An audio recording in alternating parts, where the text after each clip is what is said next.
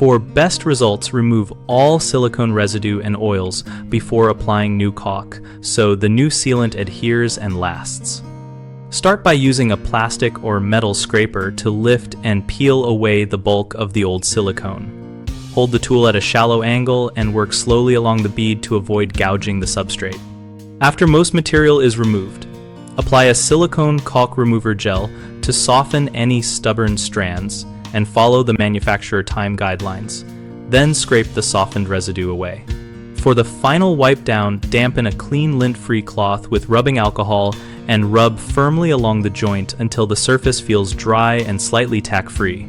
If you are cleaning porous surfaces such as grout or painted wood, test the alcohol in an inconspicuous area first and use denatured alcohol or a mild solvent recommended for that substrate if needed.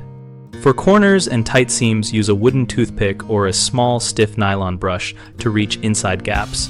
Then repeat the alcohol wipe to remove loosened particles.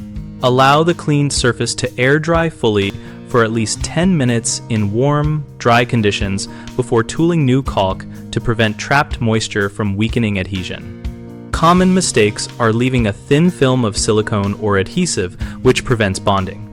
So, always follow scraping and alcohol wiping until the surface feels clean and slightly tack-free. People often skip the solvent test on sensitive finishes and damaged paint or porous tile, so test first and use a safer solvent for delicate surfaces. Another issue is applying new caulk to a damp or contaminated joint, which leads to poor cure and lifting. The fix is to ensure the area is completely dry and free of oils or soap by using a fresh alcohol wipe and adequate drying time. BigHomeProjects.com helps homeowners find local contractors for projects like caulk replacement and surface preparation, and helps contractors connect with nearby work opportunities. We also host a discussion community where users and pros share tips and ask questions about techniques, tools, and product choices.